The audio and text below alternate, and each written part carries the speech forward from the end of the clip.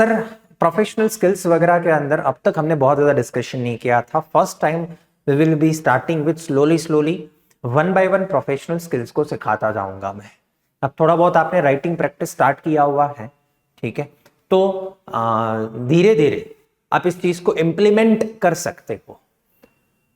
अब तक writing practice कुछ था ही नहीं तो कैसे इंप्लीमेंट करते आप। If you need I will share this whole PPT with you, ठीक है। वापस से आ जाते हैं सर। सबसे पहले प्रोफेशनल स्किल्स एसबीएल की जो ले रहे हैं वो मोस्ट कॉमन है, मोस्ट रिपीटेड है, and that is the analytical skills. आपको वोकेबुलरी में तो एनालाइज वर्ड यूज करने को मिलेगा, बट नीचे प्रोफेशनल स्किल्स के सेंटेंस में भी दिखने को मिलेगा please apply the analytical skills, ठीक है। तो ऐसी मोस्ट कॉमन स्किल्स को हम इग्नोर नहीं कर सकते। शुरुआत मैंने जानबूझ के स्किल से करी हुई है, बाकी धीरे धीरे करेंगे। बट सबसे बड़ा स्टूडेंट्स का प्रॉब्लम यह है कि इंडिया के अंदर इतने सारे ट्यूशंस बढ़ रहे हैं, इतने सारे ट्यूटर्स बढ़ रहे हैं, इतने सारे लोग लिंक्डइन वगैरह में हल्ला बोल मचा रहे हैं एसीसी करके। हर एरा गैरा कोई भी बंदा टिप्स एंड ट्रिक्स लेके आ जाएगा, बट लिटरली बोलने जाए तो सिंप्लीफाइड मैनर में गाइड करने वाले कम है। मैं आपको लाइव एग्जांपल दिखाता हूं। अगर सपोज हम सिर्फ सिंपली गूगल करते हैं दैट कि sir what is analytical skill in SBL या how to apply this analytical skills, जो हमारा सबका बहुत बड़ा कंसर्न है। Not a single ACCA student can ignore this portion. तो व्हाट गूगल से, गूगल के अंदर ब्लॉग्स आएंगे अलग अलग ट्यूशन वालों के, ठीक है। I don't want to name कि किसका ब्लॉग है, बट है किसी का। Now what they have mentioned here कि how to apply this skills analysis. Student should investigate, enquire and consider. मैं क्या समझू इसमें से? चलो पहला वर्ड तो फिर भी आप, ठीक है, yes you tried your best to just predict. आपने अपने प्रेडिक्शन लगाने का कोशिश किया। क्या है? It means beyond going obvious student needs to ensure detailed research. Sir but करना क्या है? समझ में आ रहा है, बट मैं जब अपना आंसर लिखने बैठूंगा तो how I can take care. अभी आप मन से बोल रहे हो ना, अभी लग रहा है सर कि ये समझ में आ रहा है, बट मैं गारंटी देता हूं आप कोई एनालिटिकल स्किल्स वाला कोई रिक्वायरमेंट उठा के लिखना चालू करिए, आपका दिमाग नहीं चालू होगा। आप ये नहीं बोल पाएगा कि चल ध्यान रखना इतनी सारी चीजों का, ठीक है। दिखने में ये बुलेट पॉइंट अच्छा है, बट अप्लाई करने के लिए ये बुलेट पॉइंट नहीं है। Same to same copy paste कर दिया किसी और ने भी, और ये सब कुछ कहां से उठाया जाता है? एसीसीए के कुछ गाइडेंस आता है ना, उसमें से। Same investigate, inquire, consider. क्या करना है आपको? 4 स्टेप में पूरा का पूरा आंसर होना चाहिए आपका। 4 स्टेप विद प्रैक्टिकल एग्जांपल देने वाला हूं। टोटल 12 पेजेस की स्लाइड्स है, ओके। ये अभी शुरू हुआ। First thing you should do is that पूरे केस स्टडी में कौन सी यूजफुल इंफॉर्मेशन है वो पता होनी चाहिए अपने पास में। सेकंड, के इश्यूज आइडेंटिफाई होने चाहिए। बहुत सारे व्यू पॉइंट से आपको अपना आंसर देना है, not just financial viewpoint. And then last, think about possible actionable solutions. आपका एनालिटिकल स्किल्स तब फाइनल माना जाएगा जब आप लास्ट में क्या करो, कुछ सजेशंस विथ एक्शनेबल सॉल्यूशंस देके आओ। तो let's say a company is planning to expand into a foreign market and wants to have a international business। मतलब कुछ बेसिक एग्जांपल लिया है मैंने, ठीक है। तो अगर हम होते तो क्या करते? हम ये देख के कि ये बिजनेस जो कुछ भी है वो अभी कहां पे खड़ा है, कौन से देश में पड़ा हुआ है, कौन से नए मार्केट में उसको घुसना है, कौन से नए कंट्री में उसको एंटर होना है। तो first of all we will try to identify कि कितनी इंफॉर्मेशन अवेलेबल है कंपनी के बारे में। क्या जो ये नए मार्केट में जाना है, उसको नए देश में जाना है, तो क्या कोई रिलेवेंट डेटा अवेलेबल है केस स्टडी में related to market size, related to competition, political risk. First step is just to identify the useful information, ठीक है। अब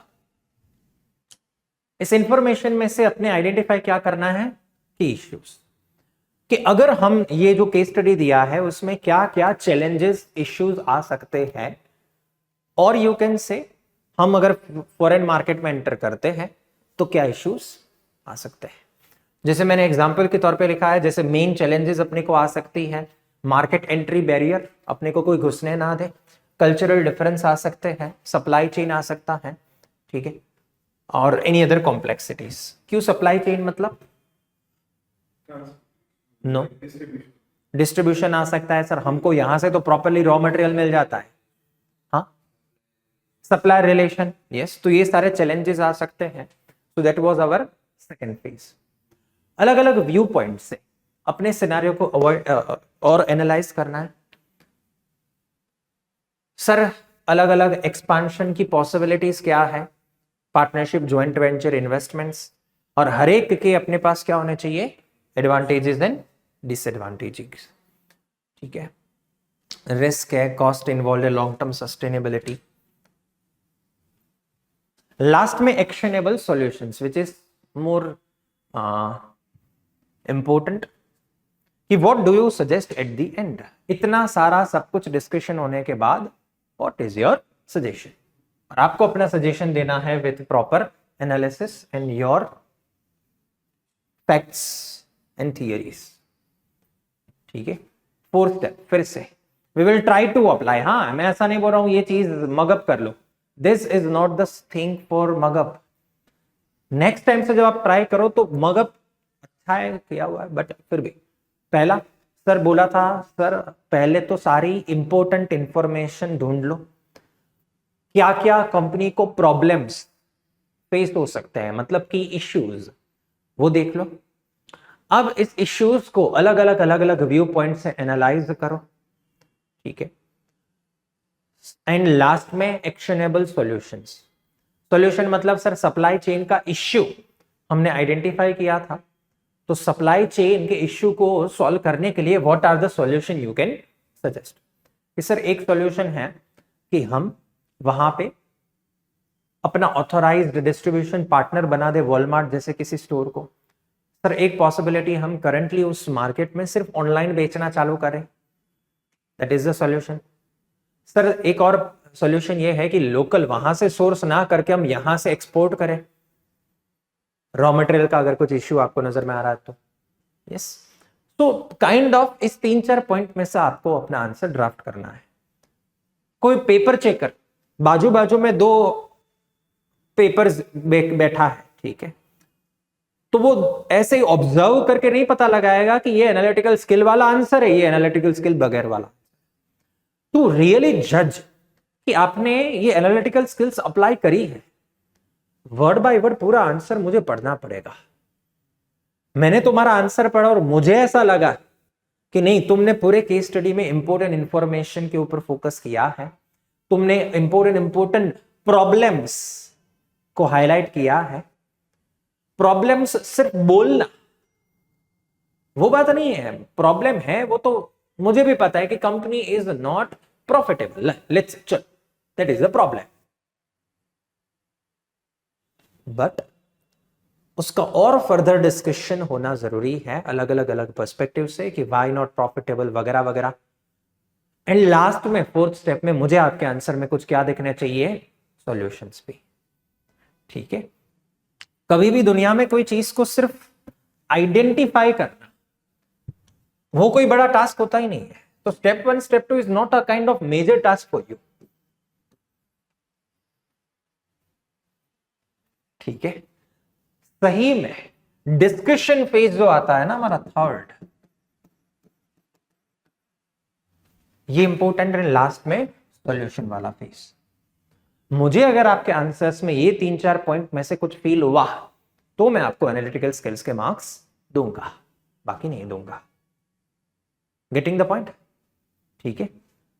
फील बेटर नाउ, ठीक है। घुमा फिरा के बस 2-3 चीजें ही करनी है कि प्रॉब्लम्स को आइडेंटिफाई करना है, उसके बारे में डिस्कशन करना है, लास्ट में सॉल्यूशंस देना है।